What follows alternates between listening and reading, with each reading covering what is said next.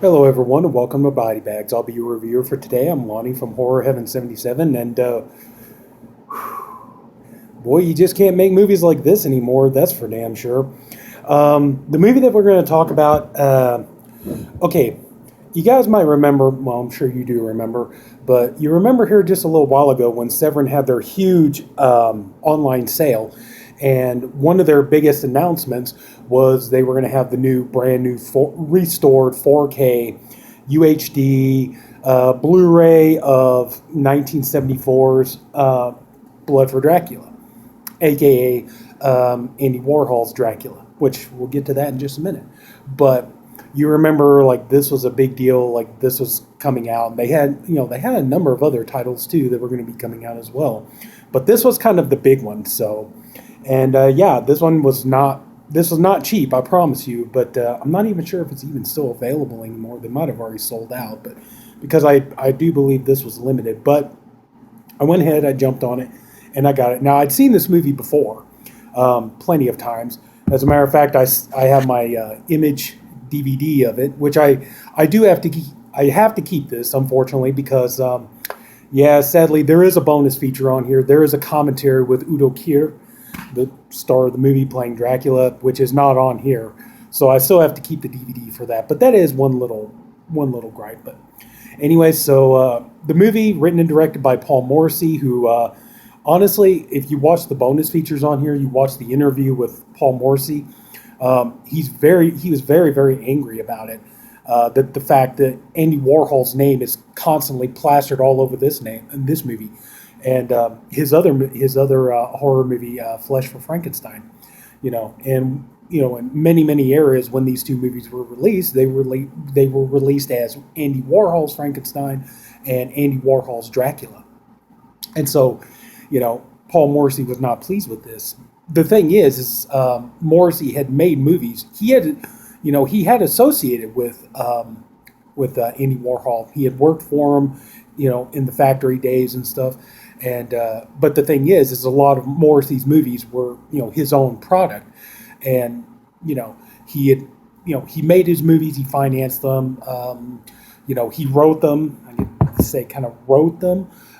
He did write lines and scripts and things like this, for this movie and Flesh for Frankenstein. But what he would do is every day, he would get in his car ride, going to the set, and he would write the script, feverishly writing it as on the drive to the set, and he would basically just kind of give them their lines and things like that, and that's what they shot for the day. But there is a lot of improv in these movies, and you could see it too. Like when you watch the movie, you could kind of tell that, some of the actors and actresses, they're kind of like trying to think of what to say, or they're trying to think of how to respond or react in a certain situation. But anyway, but yeah, the only bad part though was he had gotten a deal. Morrissey, he had gotten a deal to make the movie, and he made the movie. He got a deal to do Frankenstein at first, so he made that one. And they said, well, hey, they asked how much money, and they gave the amount. I don't remember how much, but they said, well, shit, let's do. I think it was like 600,000. They're well, hell, do two movies for that. So they did the Frankenstein, then they did this movie. This movie here, yeah, as you can see, there's Udo Kier. He's playing Dracula. He drank somebody's blood, and I have fun watching Udo Kier. He's just a trip to watch, and to me, he's one of those kind of larger than life type of actors, and it's just fun to watch him. And so, but anyway, in this movie, he plays Dracula. How many times have I said that now? Jesus, get on with it. Anyway, so he plays Dracula, and at the beginning of the movie, you see that he's very old, and he's putting on makeup, and he's dyeing his hair, dyeing his eyebrows so that he has a more youthful appearance. And there's a problem. The problem is that he's starving to death. He needs the blood of virgins to survive, and Keir plays the part very much almost like a drug addict going through withdrawals. And he's literally he's shaking all the time. He's feeling bad. He really needs blood, but he can only drink virgin blood. And we find out in the movie, if he tries to drink blood that's not virginal, it makes him incredibly sick. And, it's kind of funny, the parts where he drinks blood from somebody, it turns out they're not virgin, then when he throws up, it's almost very comical to watch. This movie does have a lot of humor in it. But anyway, so Dracula and his assistant Anton, they find out that there's this family. I think the DeFionas. I'm sorry, but anyway, so this family, they're this rich. They were this rich, like aristocratic family, and they've kind of lost their fortune. They live in a big, kind of castle, but the castle is pretty much falling into disrepair. But the one thing that this man and his wife they have 4 daughters, and their plan is, what they want to do is they want to start marrying their daughters off to men of wealth, men of status, and things like this, so that they can kind of start getting money again. They can start building up their social status again. And so so Dracula is interested, but he says, I'd be willing to go and court your daughters, but here's the thing, are your daughters virgins? It's imperative that your daughters have to be virgins. Well, the mother and the father, they believe that their daughters are virgins, but it turns out 2 of the daughters are actually playing around with the handyman, not really a butler, just kind of more like a handyman, kind of jack of all trades, named Mario, who's played by Joe Dallesandro. So, they live in this they got nothing to do, they're bored, so they just figure, well, let's just, romp around, have a good time, stuff like this. So Dracula decides, okay, I'm going to come to your place, and, we'll see, I'll start courting your daughters, see which one's going to be right for me. But, of course, his plan is he just wants to, kill these girls and drink their blood. So they get there, and there's an interesting scene where Roman Polanski actually makes a cameo appearance in this movie. And there's kind of 2 different things, there's different stories. Like, one, they said that, like the scene was written by Polanski himself. Then there's another theory that, kind of like the whole thing was just improv, Then there's, another that Morrissey wrote the scene. And so you get different stories. That's one thing. When you watch the bonus features on here, you start getting a lot of different stories, a lot of, variations on how, things actually went down. For example, Morrissey in his video said that, Andy Warhol had zero creative input on this movie. Nothing. He contributed nothing. But they still plastered Warhol's name all over this movie to sell it. But he was not creatively involved at all. However, when you watch Udo Kier's, you watch his interview on here, he talks about that at the beginning when he's old and he's dyeing his hair, dyeing his eyebrows, things like this. He said that actually that was Warhol's idea. Warhol gave him that idea and he went with it. So like I said, that's one thing. Like, you watch the bonus features, you're going to get a lot of different stories on here. So anyway, and I should point out that one of the daughters is actually played by Stefani Casini, who you remember from, movies like Suspiria and things like that. So yeah. Anyway, so they get there. There's kind of a fight scene between kind of Anton and Roman Polanski's character and stuff. It was him, Gerard Brash, his co-writer, wrote like Fearless Vampire Killers, things like this. And the producer, they're sitting there. They're kind of like just the town toughs who, just kind of hang out, looking for people to pick fights with, that kind of thing. So they get into a fight. Well, anyway, so they get to the castle, and so Dracula decides he's going to start. The thing is like he's so needing blood so bad right now that he's almost at the point he's ready to go into a frenzy, and he doesn't care. He's ready to just, jump and attack, kill everybody, drink their blood and things like this. But Anton is like, no, we got to play cool. We got to, it's going to take time, and you got to get to know these women. So he starts talking to the daughters and things like this. And the 2 daughters that are Stefani Casini is one of the daughters who's having an affair with Mario, Joe Dallesandro's character. She's, they're talking. They're at one point. One thing that's a big thing. I'm sorry. I know I'm kind of all over the place. I'm sorry. It's not making much sense. But one thing that is a very big theme in this movie is there is the running theme throughout the movie of the haves and the have-nots, and kind of like status and everything else. And the biggest example of this is the relationship between Joe Dallesandro's character Mario and the two daughters. Now, the two daughters are constantly going on and on talking about how they, this is going to be great. One of them is going to marry Count Dracula. They're going to have all this money. They're going to get their status back. They're going to get privilege back. They're going to, Dracula is going to, take them on vacations all over the world. And he's going to buy them things, and, he's going to give them all this money, and their family is going to get their wealth back. They're going to get their status back, all this other kind of stuff.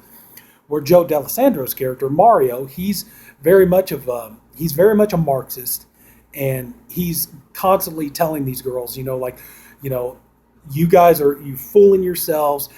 All you guys, your title, which doesn't mean anything anymore. You got this house, which is falling down and everything else. And this guy, he's probably not got any money anyway, but you're going to marry yourselves off to him, basically prostitute yourselves to him. And, he keeps talking. There's going to be a revolution. There's going to be a war where, the poor people, they're going to rise up, and they're going to take over the rich people and make the rich people their slaves, or they're going to kill the rich people, and on and on and on. And, he's all like, get ready because this shit's coming, and, all this. And so there's a lot of that going back and forth. There's the two of them judging, or the three of them judging each other constantly and putting each other down over their social status. They're constantly putting Mario down because Mario is poor. He's working for them. He's a gardener. He's, kind of a butler of sorts and things like this, a servant. So they're constantly putting him down, but he's constantly like giving it back to him, saying, you girls are nothing but a bunch of gold digging whores and all this other kind of stuff. So there's a lot of that going on. And also, too, one of the reasons why I said you cannot make a movie like this anymore is that there is a 14-year-old daughter in this movie.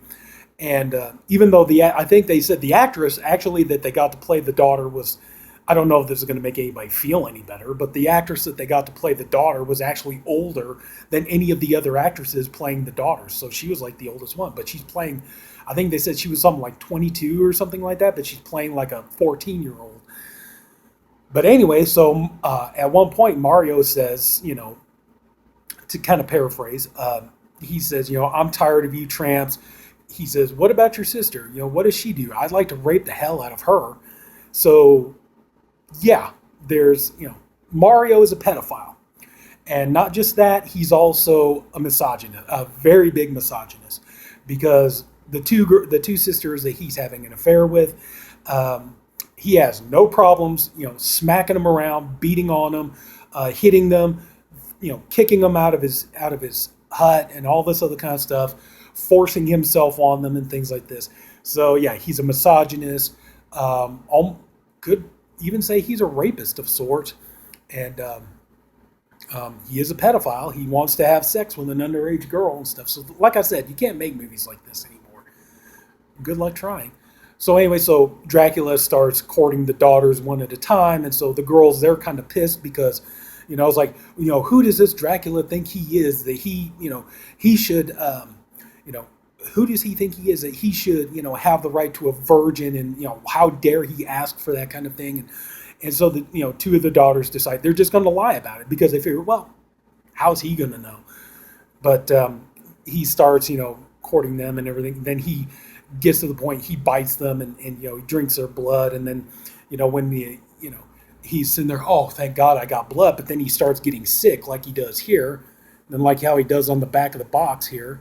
So, and he starts violently throwing up and stuff. And so and one of Udo Kier's greatest lines in this movie is, "This horse blood is killing me." But anyway, so it's getting to where now the family is kind of being thinned out. Dracula's biting these women and everything else. There's two daughters left, and so Mario takes it upon himself. He realizes that Dracula is a vampire, and that he's going to have to stop him. And now Dracula is setting his sights on the 14-year-old girl, the youngest daughter,